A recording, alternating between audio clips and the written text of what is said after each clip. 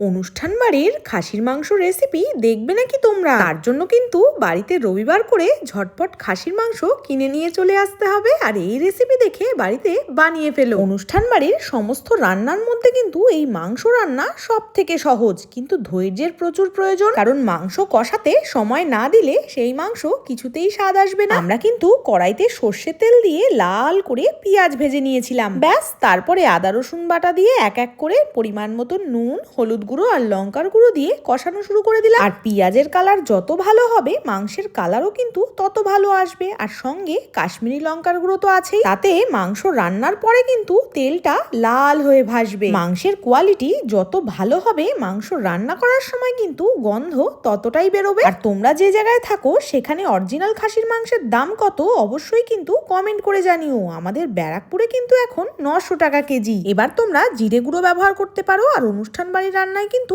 টক দই দিয়ে মাংস কষানো হয়। আর নামানোর পর ঘি, গরম মশলা, মাছ। রেসিপি দেখতে সহজ মনে হলেও এক একজনের হাতে এক এক রকম স্বাদ।